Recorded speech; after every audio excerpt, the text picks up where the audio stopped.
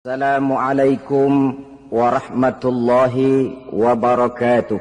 Waalaikumsalam warahmatullahi wabarakatuh.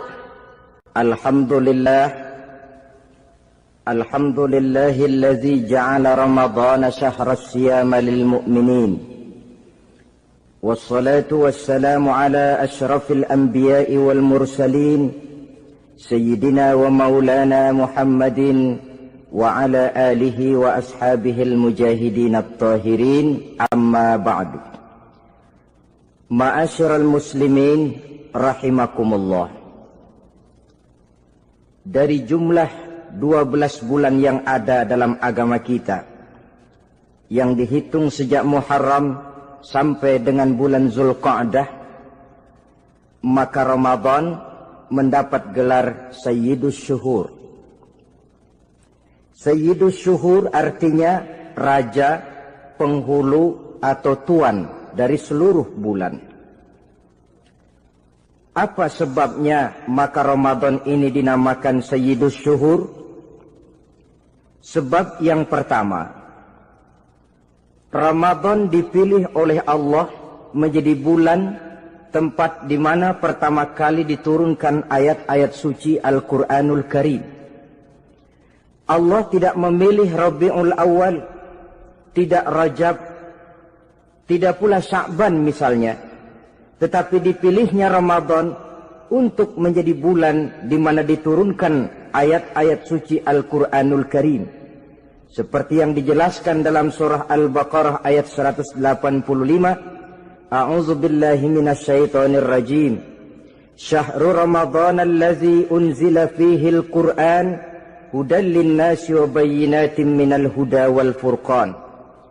Bulan Ramadan, bulan di mana diturunkan di dalamnya Al-Quranul Karim, yang merupakan petunjuk dan jalan menuju petunjuk bagi orang-orang yang beriman. Oleh sebab itu, salah satu bentuk ibadah yang sangat dianjurkan di bulan Ramadan diantaranya ialah memperbanyak membaca ayat-ayat suci Al-Quranul Karim.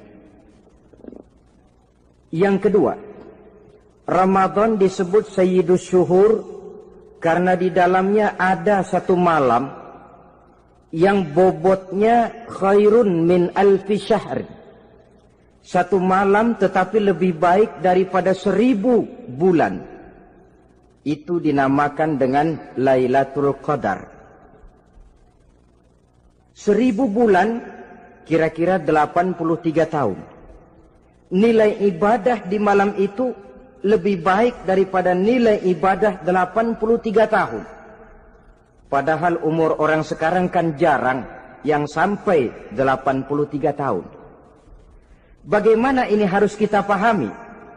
Ma'asyiral muslimin, sejak kita akil balik sampai kepada usia kita yang sekarang ini, kalau kita mau jujur bercermin, rasanya kita harus mengakui banyak dosa dan kesalahan yang pernah kita kerjakan. Kalau kita berbuat dosa selama 40 tahun, kemudian kita bertaubat 20 tahun lamanya, kalau menurut rumus dagang, ini kan belum tertutup. Dosa 40 tahun ditebus dengan taubat 20 tahun. Tapi haruskah dosa tidak terampuni? Allah Subhanahu wa ta'ala Maha Penyayang. Disediakannya malam-malam yang istimewa, yang punya nilai khusus. Seolah-olah Allah berkata, hai manusia, kau tidak perlu putus asa. Bagaimanapun banyak dosa kau lakukan, bagaimanapun banyak kesalahan kau kerjakan, nih, aku sediakan satu malam khairun min alfi syahrin, lebih baik daripada 1000 bulan, yang disebut dengan Lailatul Qadar. Kapan sih Lailatul Qadar itu? Menurut Al-Imamul Ghazali, Lailatul Qadar itu adanya pada 10 hari yang akhir di bulan Ramadan, terutama pada malam-malam ganjil. Malam 21, 23, 25, 27, dan 29. Tapi orang yang ingin menemukan Lailatul Qadar, dia harus sudah berjaga sejak awal Ramadan. Jadi nggak boleh pakai ilmu ngincer. Tahu ilmu ngincer? Tanggal 20 Ramadan nggak terawih, 21 terawih, 22 perek lagi, 23 masuk lagi, 24 nggak ke masjid. Temennya tanya, kenapa nggak ke masjid? Ini kan bukan malam ganjil, nggak turun Lailatul Qadar. Saya kira yang kayak begini dapatnya bukan Lailatul Qadar, boleh jadi Lailatul Qadar.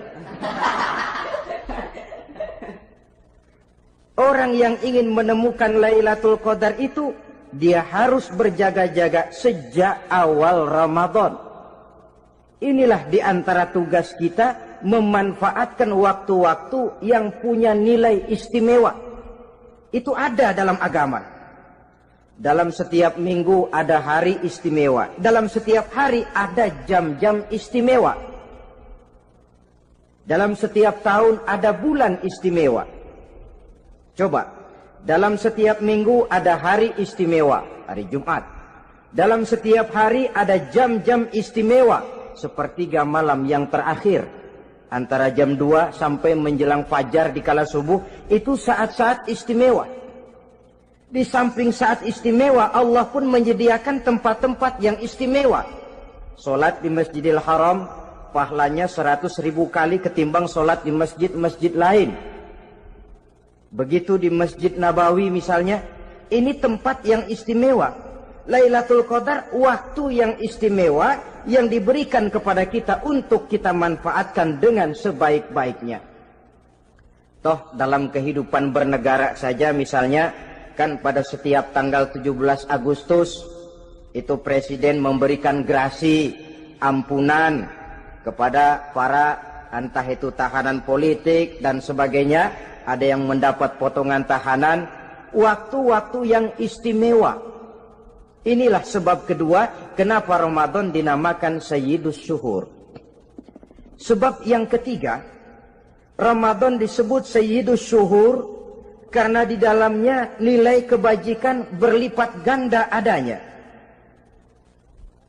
Satu hadis menjelaskan, "Lau ta'lamu ummati ma fi Ramadan, latamannau an takuna as-sanatu kullaha Ramadan." Andai kata umatku tahu keistimewaan apa yang ada di dalam bulan suci Ramadan, niscaya mereka ingin agar sepanjang tahun isinya Ramadan saja. Apa sebabnya? Li'annal hasanata fihi mujtami'atun. Di dalam bulan Ramadan itu berkumpul segala macam kebajikan. Wa ta'atu maqbulatun. Segala perbuatan taat diterima oleh Allah. Wa da'awati mustajabatun. Segala macam doa dan permohonan dikabulkan oleh Allah. Wa dzunuba maghfuratun. Dan segala macam dosa diampuni oleh Allah Subhanahu wa ta'ala. Berlipat gandanya nilai kebajikan yang kita kerjakan di bulan suci Ramadan. Itu sebabnya seorang muslim dalam menyambut bulan suci Ramadan penuh dengan sikap kegembiraan. Kata baginda Nabi, "Man fariha bidukhuli Ramadan, haramallahu jasadahu 'alan niran." Siapa orang yang gembira dengan datangnya bulan suci Ramadan, Allah haramkan badannya dari api neraka. Gembira menyambut Ramadan artinya bagaimana? Apa Ramadan datang terus bakar petasan? Bukan. Pukul beduk? Bukan. Apa gunanya pukul beduk kalau nggak puasa? Apa gunanya bakar mercon kalau tidak melaksanakan ibadah di bulan suci Ramadan? Gembira menyambut datangnya Ramadan dalam arti mempersiapkan diri untuk melaksanakan ibadah dengan sebaik-baiknya di bulan suci Ramadan ini. Ma'asyiral muslimin rahimakumullah. Yang terakhir, kenapa Ramadan disebut Sayyidus Syuhur? Karena di dalam bulan suci Ramadan ada perintah melaksanakan ibadah puasa. Apa istimewanya ibadah puasa? Pertama, yang dipanggil untuk melaksanakan puasa itu iman. Ini panggilan istimewa.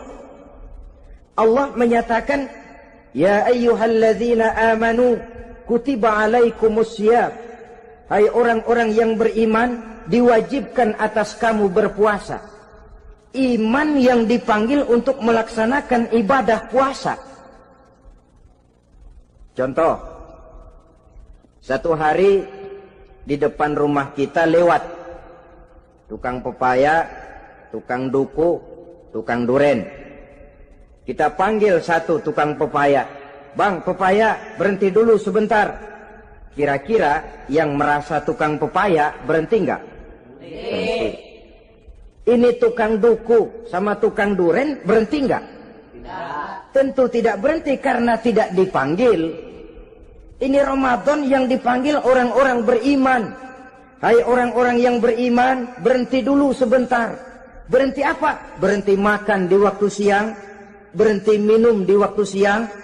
Yang merasa beriman, berhenti. Yang tidak beriman, langsung. Biar Ramadan siang-siang makan jalan terus, ngerokok, ngelepus terus. Kenapa? Tidak beriman, tidak merasa terpanggil oleh ayat tadi. Sekarang tukang pepaya lewat di depan rumah. Kita panggil, bang pepaya berhenti dulu. Dia dengar tapi nggak mau berhenti. Apa kita bilang? Kang pepaya budak. Dipanggil nggak mau berhenti. Ini ada orang ngaku beriman kepada Allah. Ramadan dipanggil disuruh berhenti makan siang. Nggak berhenti juga. Mukmin budak. Disuruh berhenti minum di waktu siang, nggak berhenti juga, mukmin budak. Ini istimewanya puasa. Panggilan difokuskan kepada iman. Hai orang-orang yang beriman. Allah tidak bilang hai orang-orang yang sudah masuk Islam. Tidak. Ya ayyuhallazina aslamu. Tidak. Ya ayyuhallazina amanu yang dipanggil. Hai orang-orang yang beriman. Nilai nurani yang paling dalam itu yang dipanggil melaksanakan ibadah puasa. Lalu orang beriman yang bagaimana yang wajib puasa? Pertama, dia sudah balik. Yang kedua, berakal sehat. Yang ketiga, dia mampu berpuasa. Orang beriman macam ini balik, berakal sehat, mampu melaksanakan puasa. Kalau cukup syarat ini, dia wajib puasa. Kurang syarat, tidak wajib puasa. Jadi kalau di bulan Ramadan ada teman kita tidak puasa, jangan heran barangkali syaratnya kurang. Cukup dalam hati saja, ini orang kurang syarat. Makanya nggak puasa. Pak, itu teman saya kok nggak puasa? Nggak puasa, nggak puasa. Dia bukan orang beriman kali ah. Orang yang tidak beriman itu tidak wajib puasa. Beriman kok Pak? Iman, tapi nggak puasa, nggak puasa. Belum balik kali ah, belum balik, cuma badan doang gede, bongsor kali itu, belum balik. Sudah kok Pak, sudah balik, sudah. Tapi nggak puasa, enggak. Gila kali dia ah, gila kali sebab orang yang tidak berakal itu tidak wajib puasa. Waras Pak, dia tidak gila, tidak. Barangkali dia tidak mampu melaksanakan puasa karena terkena uzur syar'i. Ini keistimewaan puasa yang pertama yang dipanggil melaksanakannya iman. Keistimewaan yang kedua, oleh karena yang dipanggil iman, maka puasa dinamakan ibadah sirriyah. Ibadah rahasia. Kalau kita sembahyang, orang lihat kan? Lihat enggak? Lihat. Kita bayar zakat, orang tahu. Kita pergi haji, apalagi pergi haji, sekampung nganterin. Tapi kita puasa atau tidak puasa, yang tahu kan cuma kita dan Allah saja. Pura-pura sedekah, nggak bisa. Pura-pura sholat, ketahuan. Gerakannya mesti canggung. Pura-pura pergi haji, kemana perginya? Tapi pura-pura puasa, gampang. Namanya ibadah sirriyah. Bulan puasa jam 8 pagi makan. Keluar rumah bibir lap yang kering. Jalan lemesin dikit. Ada angin belaga miring. Temennya tanya, lu lemes amat, gue lagi puasa nih. Orang lain bisa dibohongi. Sebab puasa memang merupakan ibadah sirriyah yang tahu cuma kita dan Allah saja. Karena dia ibadah rahasia, puasa ini sulit terkena penyakit riya. Ibadah yang lain karena kelihatan orang, gampang kena penyakit riya, to show only. Sholat karena kelihatan orang, gampang kena penyakit riya. Karena saya jadi imam, misalnya di belakang saya lihat ada mertua, wah saya bikinlah sembahyang saya mantap-mantap, pakai serban, pakai siwak, bahasanya saya paseh-pasehin kayak orang 16 tahun di Mekah. Wah, usolli wardwal maghribi salasa raka'atin Allahu Akbar. Surahnya saya cari yang panjang-panjang, paling pendek Sabbihis sama Wadduha. Akibat apa itu? Riya, di belakang ada calon mertua. Tapi kalau sholat sendirian dalam kamar, boro-boro pakai serban dan siwak, kadang-kadang kaos kutang saja cukup. Surahnya jangan Sabbihis sampai Wadduha, langganannya Inna A'toinakal Kautsar sama Qul Huwallahu Ahad. Karena sholat terlihat orang, mudah kena penyakit riya. Sedekah pun begitu. Mulanya niatnya cuma mau sedekah 5.000, karena ada orang yang disedekah-segani, naik 10.000, yang 5.000 sudah karena orang. Jadi ibadah yang lain itu mudah terkena riya, tapi juga mudah dinilai orang. Kita bisa saja bilang, itu orang sholatnya khusyuk ya. Kenapa? Kelihatan dari gerakannya. Itu orang hajinya mabrur ya. Kenapa? Kelihatan dari tingkah lakunya setelah pulang haji. Itu orang sedekahnya berani ya. Kenapa? Ketahuan dari jumlahnya. Ibadah yang lain bisa dinilai, tapi puasa nggak bisa dinilai. Itu orang puasanya mantap bener ya. Kenapa? Beludah melulu. Itu bukan ukuran. Itulah sebabnya dia dinamakan ibadah sirriyah, ibadah yang abstrak, yang tahu cuma si pelaksana dan Allah saja. Ini keistimewaan puasa yang kedua. Yang ketiga, saudara-saudara, kalau ibadah-ibadah yang lain, ganjaran pahalanya itu dijelaskan oleh Allah. Sedekah kalau ikhlas pahalanya begini. Haji kalau mabrur pahalanya ini. Sembahyang berjamaah pahalanya ini. Untuk puasa tidak. Puasa Allah cuma bilang as-siyamu li wa ana ajzi bihi. Puasa adalah untukku, aku yang akan membalasnya. Berapa besar balasannya tidak dijelaskan oleh Allah. Apa artinya ini? Kalau saudara kerja, mandor bilang, sampean kerja sama saya, gaji 1 hari 5.000. Ketahuan kan, sehari 5.000. Kita bisa kong-kalingkong, ada mandor rajin, nggak ada mandor kendor. Pokoknya sehari 5.000. Tapi kalau mandor cuma bilang, kau kerja sama aku, soal gajimu nanti aku yang atur. Tidak dijelaskan berapanya, nanti aku yang atur. Ini kan mestinya kita kerja hati-hati. Sebab apa? Mungkin gaji kita lebih besar dari jumlah 5.000 kalau kerjaan memuaskan. Mungkin tidak digaji sama sekali kalau kerjaan berantakan. Tidak dijelaskannya pahala puasa menjadi sugesti bagi kita untuk melaksanakan ibadah ini dengan sebaik-baiknya. Mungkin gaji sangat besar, mungkin tidak digaji sama sekali. Sebab kata Nabi, kam min shaimin laisa lahu min siyamihi illa al-ju' wal 'atsh. Berapa banyak orang puasa, dia tidak memperoleh apa-apa dari puasanya kecuali lapar dan haus saja. Puasa sah, kewajiban gugur, nilai 0. Tidak dapat apa-apa kecuali lapar dan haus. Jadi inilah keistimewaan daripada ibadah puasa. Saudara hadirin yang saya hormati, kemudian apa sih perlunya kita melaksanakan ibadah puasa ini? namanya syahwat. Kalau itu kita kendalikan, maka langkah hidup ini akan menjadi lurus karenanya. Benar kalau Nabi menyatakan, "Iza jaa Ramadan, futihat abwabus sama, wa ghulliqat abwabun nar, wa sufsidatis sayatin." Apabila datang bulan suci Ramadan, dibuka pintu langit, dibuka pintu surga, ditutup pintu neraka, dan diikat setan-setan itu. Siapa yang ikat setan? Puasa kita. Dengan puasa kita mengendalikan nafsu. Kalau nafsu kita kendalikan, setan nggak berkutik. Jadi yang mengendalikan nafsu itu nilai puasa. Nafsu terkendali, setan terikat. Kalau puasa, kalau nggak puasa, setannya ngebludak.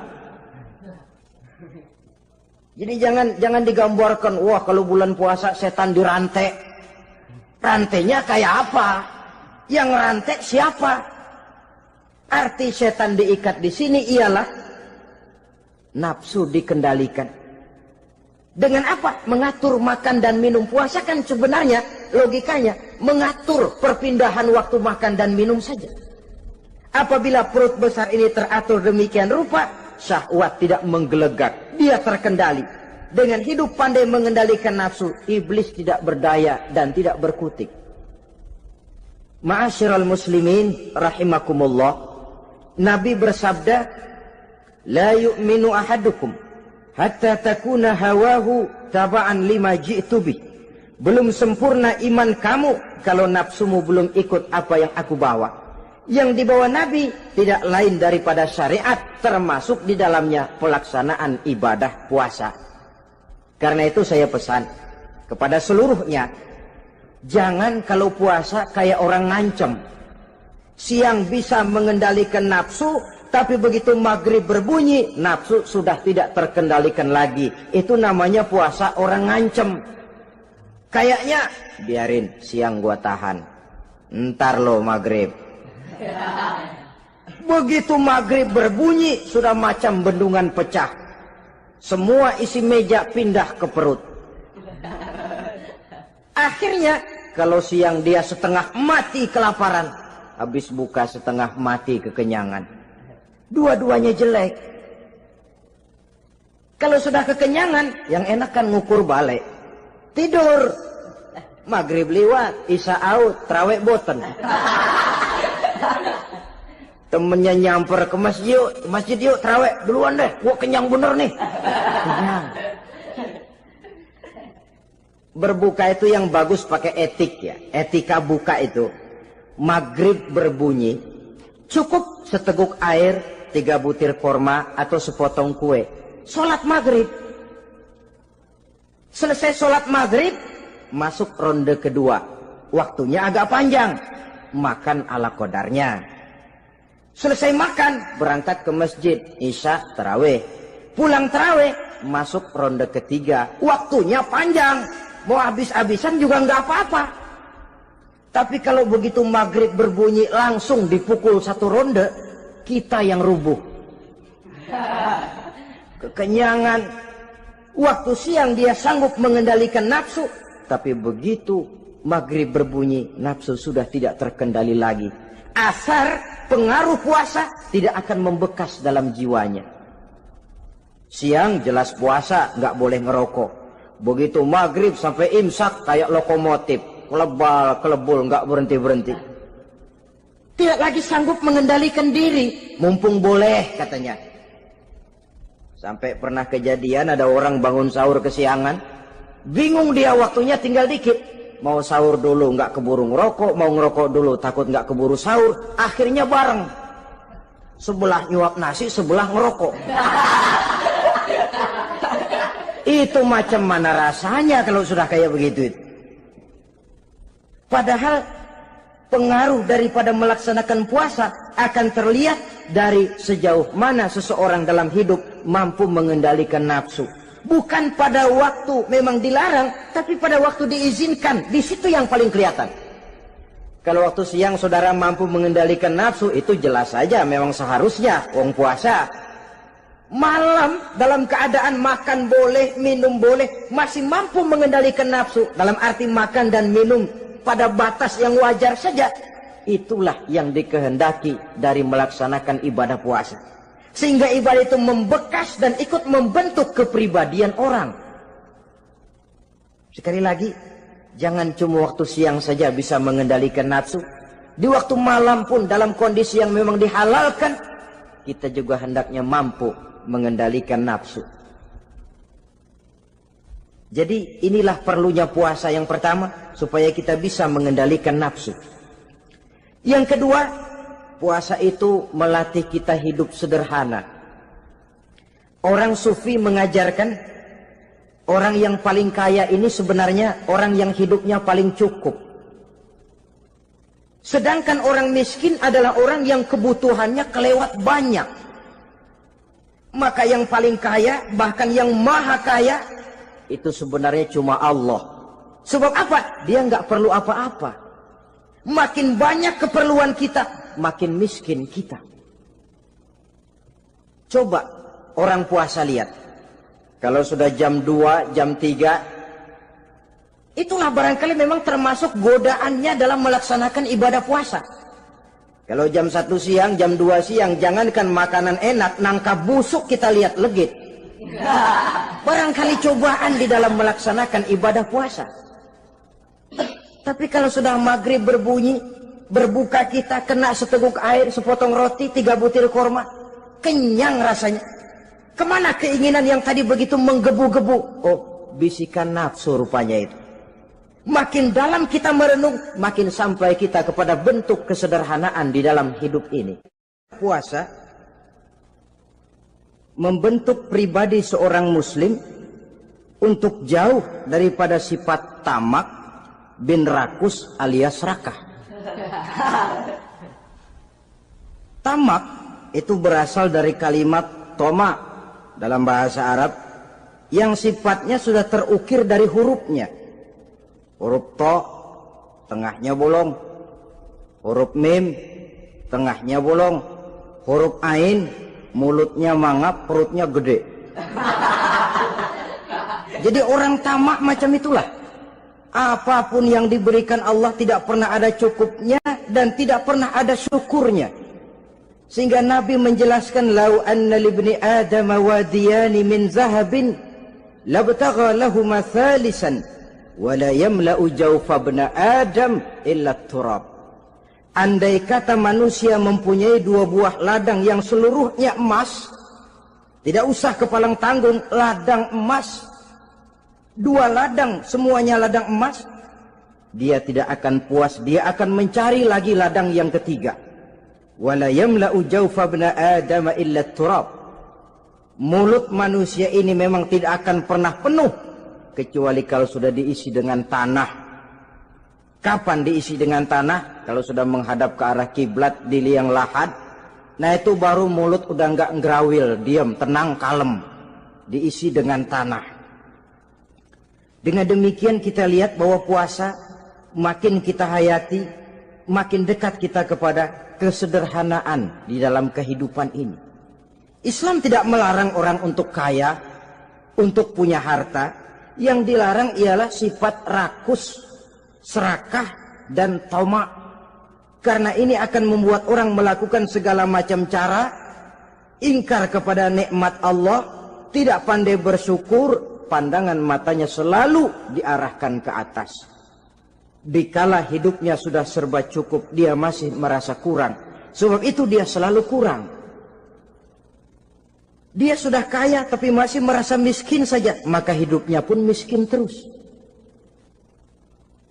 Saudara-saudara ma'asyiral muslimin, ini hikmah yang kedua kenapa kita perlu puasa.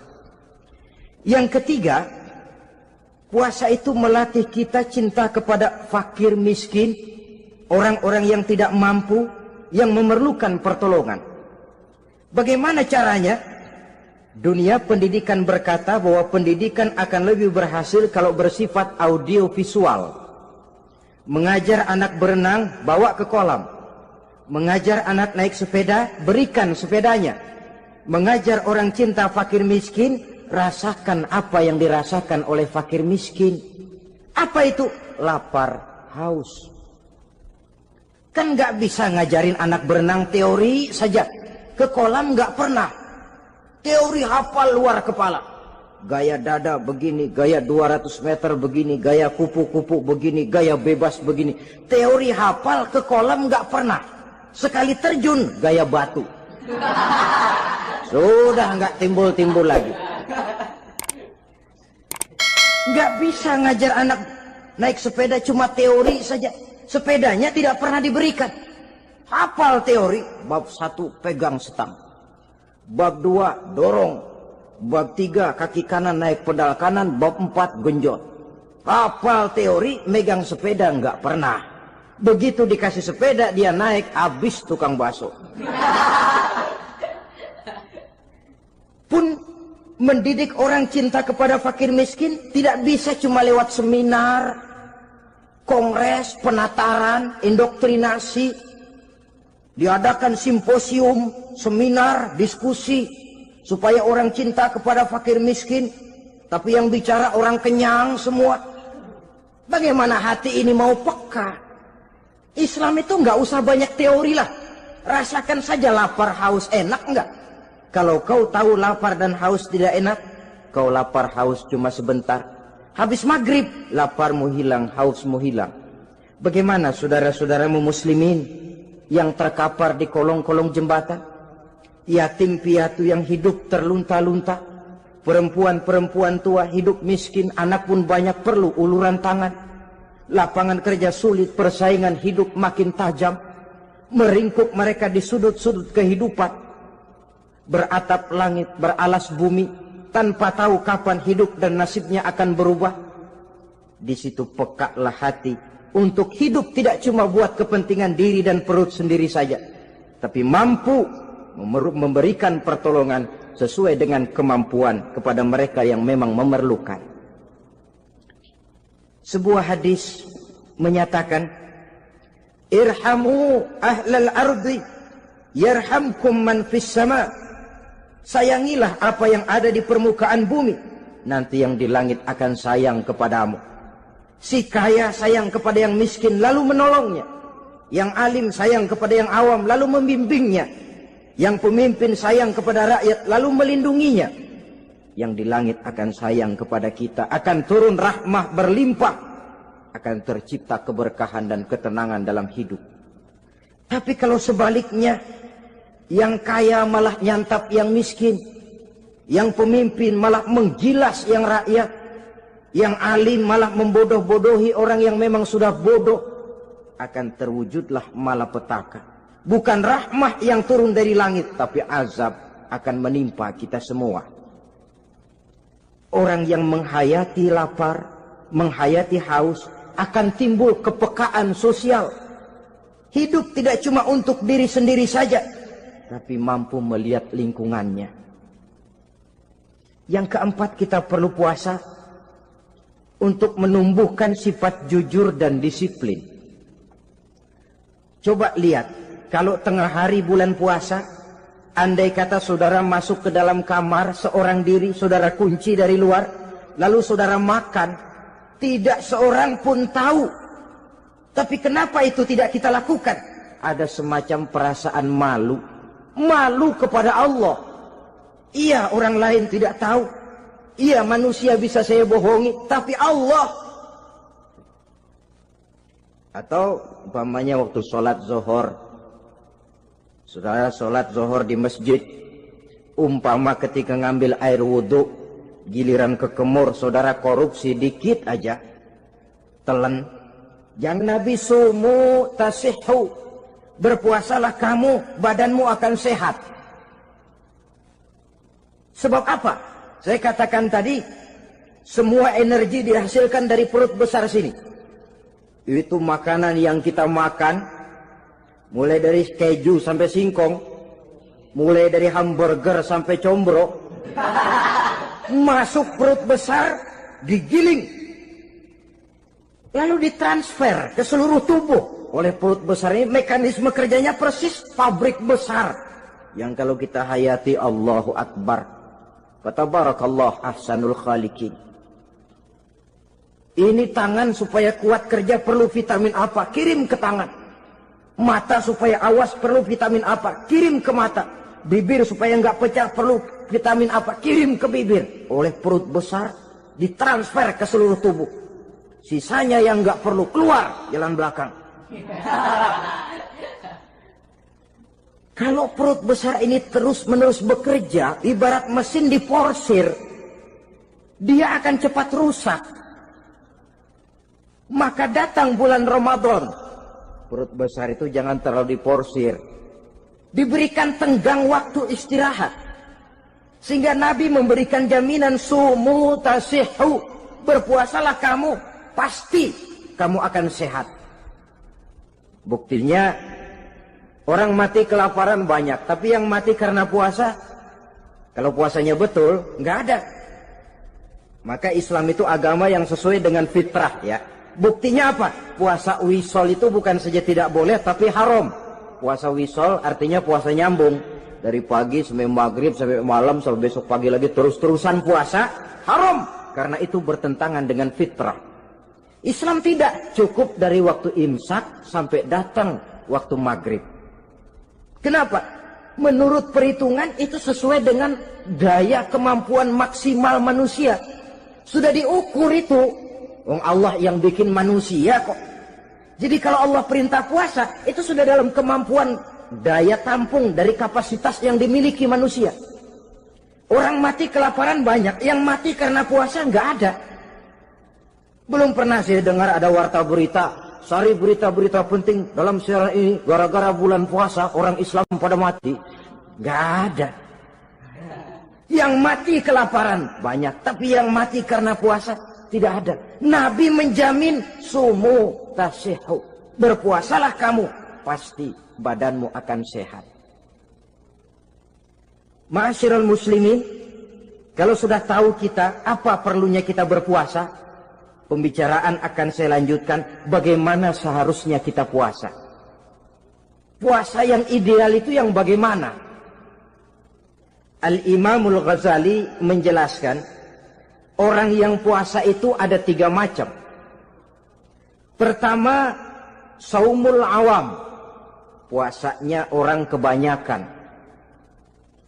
Orang macam ini merasa sudah puasa asal tidak makan, tidak minum. Puasa sudah.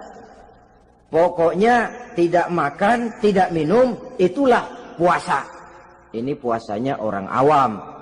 Matanya tidak pernah puasa, kupingnya tidak puasa, kakinya tidak puasa, tangannya tidak puasa. Ini puasa orang awam, kebanyakan. Hasilnya tidak mustahil seperti yang dikatakan Nabi tadi.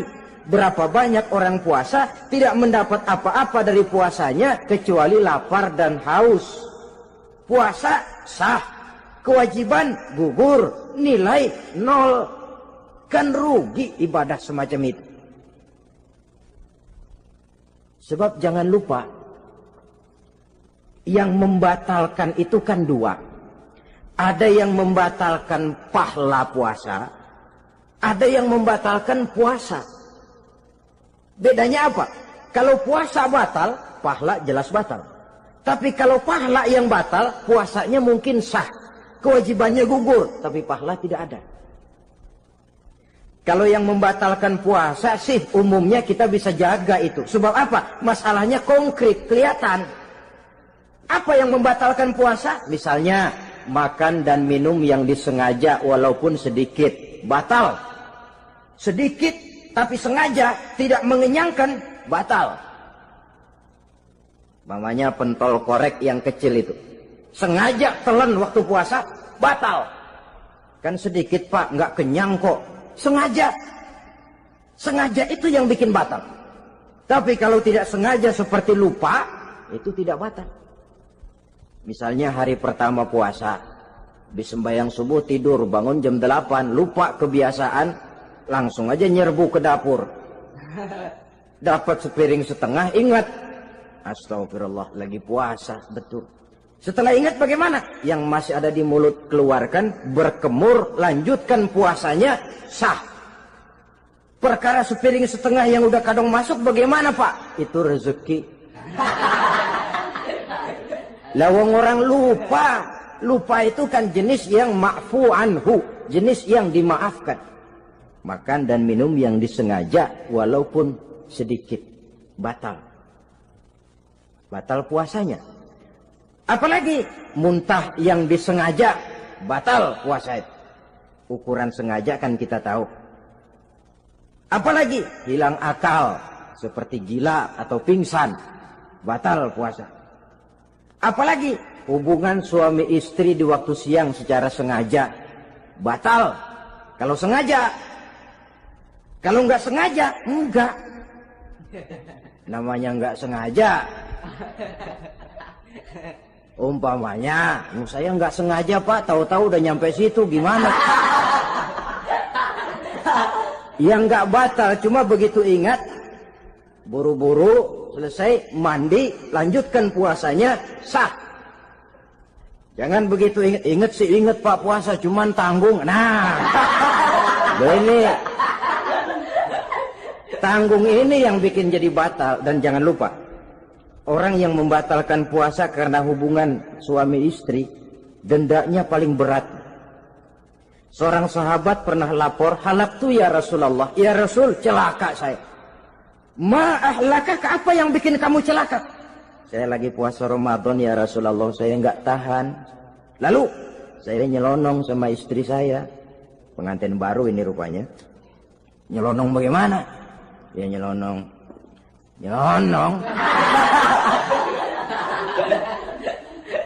Melanggar dia, tapi jujur, lapor. Kata Rasul, ya sudah, bayar dendanya. Dendanya apa ya Rasulullah? Bebaskan budak. Aduh, saya nggak punya budak ya Rasulullah. Tidak punya? Tidak punya. Puasa 2 bulan berturut-turut. Tidak boleh diselang-seling. Syahraini mutatabi'aini. 2 bulan berturut-turut. Tidak boleh diselang-seling. Gimana? Sanggup puasa 2 bulan berturut-turut? Enggak kuat ya Rasulullah. Enggak kuat? Enggak kuat. Ramadan yang sebulan aja saya nyelonong. Apalagi 2 bulan. Kalau kau tidak kuat juga, beri makan 60 fakir miskin. 1 orang 1 mod. Ya Rasulullah. Apalagi? Jangan memberi makan 60 fakir miskin. Orang istri saya di rumah sehari masak 3 hari libur. Saya orang susah ya Rasulullah. Saya pikir lagian ya orang kebangetan juga. Sudah melarat sama larangan berani. Rasul masuk ke dalam kamar, keluar kembali bawa sekeranjang kecil kurma. Kalau kau tidak punya apa-apa, bawa pulang ini. Sedekahkan kepada orang-orang miskin di kampungmu sebagai pembayar dendamu. Ya Rasulullah. Apalagi? Di kampung saya itu yang paling miskin saya. Waduh, rusak bener ini orang. Apa marah Rasul? Beliau malah senyum. Ya sudah, kalau memang yang paling miskin kamu, bawa pulang saja itu korma, beri makan anak istrimu di rumah. Orang ini udah melanggar larangan, dapat korma lagi. Yang kedua, watak hukum Islam itu elastis, fleksibel, tidak kaku. Tidak kalau sudah begitu ya mesti begitu, itu tidak. Yang sering kaku kan kitanya umat Islam di dalam memahami Islam. Saudara hadirin yang saya hormati, yang tidak boleh itu pun di waktu siang. Kalau malam sejak maghrib sampai sebelum imsak, pada awal perintah puasa tidak boleh. Tapi ternyata banyak juga yang nyerempet-nyerempet. Sampai Allah turunkan, uhilla lakum lailatas siyami arrafasu ila nisaikum. Dihalalkan bagi kamu pada malam puasa bergaul dengan istrimu. Jadi barangkali di antara pendengar ini ada yang pengantin baru, tolong sabarlah di waktu siang. Tunggu maghrib berbunyi. Kalau sudah maghrib habis buka, mau buka lagi juga nggak apa-apa. Terserah saja. Ini yang membatalkan puasa. Yang kita sulit mengontrol, yang membatalkan pahalanya. Apa misalnya? Ngomong-ngomongin orang. Puasa, ngomongin orang jalan terus. Itu ya tetangga kita. Kenapa emang? Oh, anu. Kita sih bukan ngomongin orang ini. Bukan ngomongin orang katanya. Ngomongin tuyul. Anu. Bohong. Orang puasa bohong, apa puasanya batal? Tidak. Puasanya sah. Yang batal mungkin pahalanya. Saudara-saudara, ma'asyiral muslimin rahimakumullah. Mata, terutama di kota-kota besar, menjaga mata ini. Kadang-kadang kita nggak pengen lihat, tapi kelihatan. Sebab itu memang yang tidak boleh ngeliatin. Kalau kelihatan, lain. Kelihatan itu kan rezeki. Orang kita nggak mau tapi kelihatan. Yang kelihatan itu sebentar. Kata Imam Ali, nazaratul ula laka wa tsaniyatu alaika. Pandangan pertama untukmu, yang kedua atasmu. Jadi begitu kelihatan, ya sudah. Jangan kelihatan tapi manteng aja nggak mau. Jadi mantengnya ini yang jadi urusan. Saudara hadirin yang saya hormati, dengan kata lain, berusahalah kita untuk puasa zahir batin. Itu yang pertama tadi. Puasa tingkatnya orang saumul awam disebut. Tingkat yang kedua, saumul khawas. Puasanya orang khusus. Bagaimana ini? Di samping tidak makan dan tidak minum, panca inderanya sudah ikut puasa. Matanya puasa. Kupingnya puasa. Asal ada diajak ngomong-ngomongin orang, maaf ya, kuping saya lagi puasa.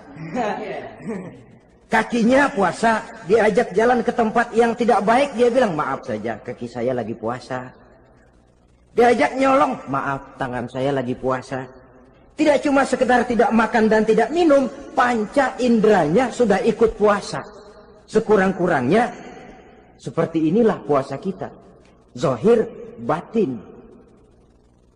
Nah, yang tertinggi disebut saumu khawasil khawas. Puasa orang khusus yang lebih khusus lagi. Ini sudah the first class ini. Puasanya orang fit. Bagaimana puasanya orang ini? Di samping tidak makan dan tidak minum, puasa panca inderanya, hatinya juga sudah ikut puasa dari seluruh keinginan yang selain Allah. Wah, ini kelas tinggi. Orang yang puasa macam ini, andai kata jam 3 sore dia berpikir, ntar sore buka pakai apa ya? Dia menganggap batal pahalanya. Kenapa? Masih mikirin makanan. Kalau kita kan bukan cuma mikirin, ngancem. Waduh, jam 5 di meja udah buderek es kopior, kelapa muda, cendol. Apa yang mau diminum lebih dulu? Tingkat yang tertinggi ini, hatinya juga puasa dari semua keinginan yang selain Allah. Idealnya, sekurang-kurangnya kita puasa zahir batin. Zahirnya menahan diri dari yang membatalkan puasa, batinnya mencegah diri dari yang membatalkan pahala puasa kita itu. Ma'asyiral muslimin rahimakumullah. Terakhir, Rasulullah sallallahu alaihi wasallam membagi bulan Ramadan itu menjadi 3 bagian. Sepertiga yang pertama, tanggal 1 sampai 10 Ramadan, masa turunnya rahmah. Turunnya kasih sayang Allah. Kalau istilah sepak bola, tanggal 1 sampai 10 Ramadan ini disebut babak semifinal. Babak penyisihan. Sepak bola itu kalau baru tingkat babak penyisihan, pesertanya banyak. Seluruh kesebelasan turun bertanding. Babak penyisihan. Ramadan tanggal 1 sampai 10, babak penyisihan. Putaran pertama. Pasaran puasa rame. Masjid musola full house. Meledak, tidak sanggup menampung jamaah yang tarawih itu. Yang tadarus meriah. Kenapa? Maklum babak penyisihan. Seluruh kesebelasan turun bertanding.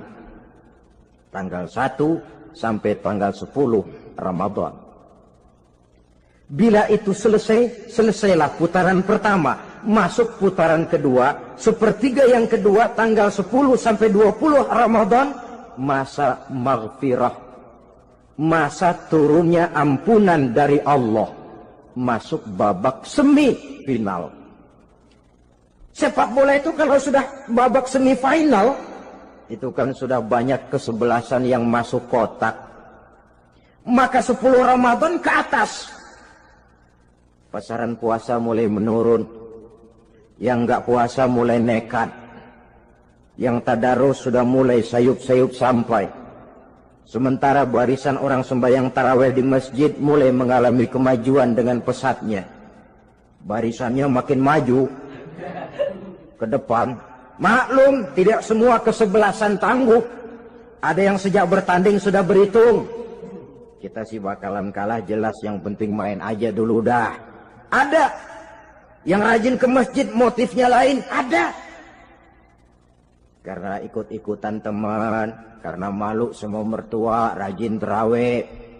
Karena nganterin, rajin terawih. Bayangnya paling belakang berdua lagi.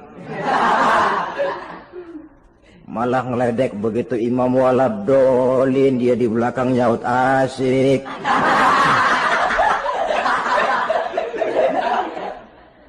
Yang kayak begini ini sudah nggak bakal tahan lama.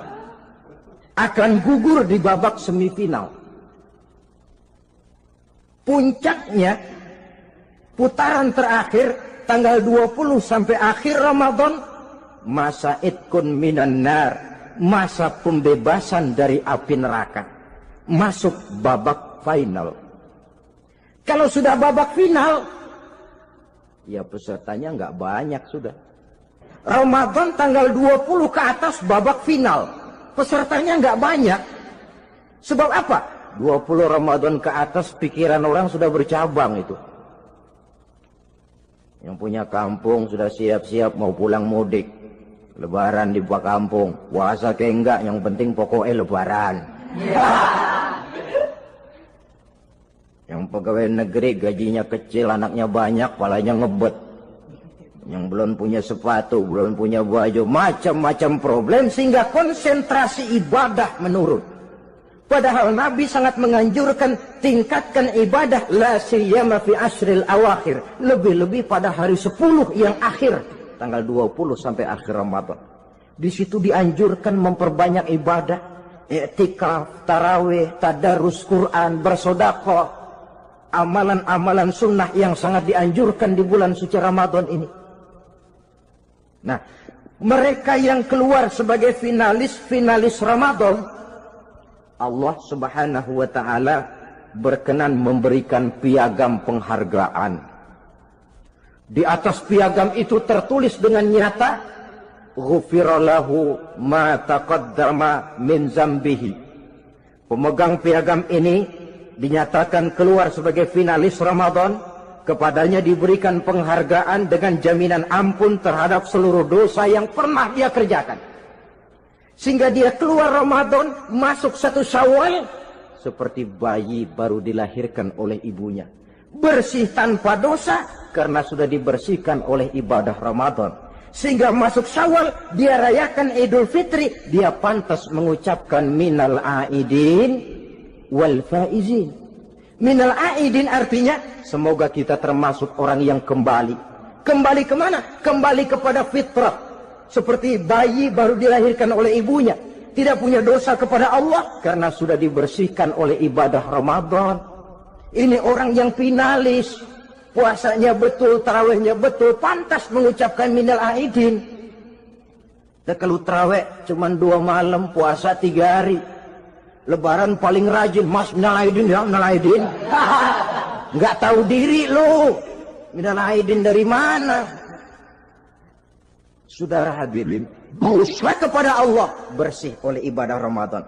Tinggal dosa kepada sesama manusia, berhalal bihalal di hari raya Idul Fitri.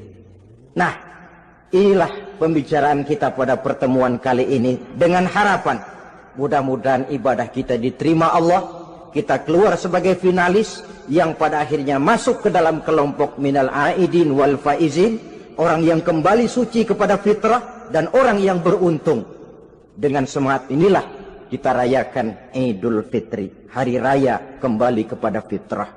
Terima kasih banyak atas segala perhatian, mohon maaf atas segala kekurangan. Usikum wa nafsi bitaqwallah. Wassalamualaikum warahmatullahi wabarakatuh. Waalaikumsalam.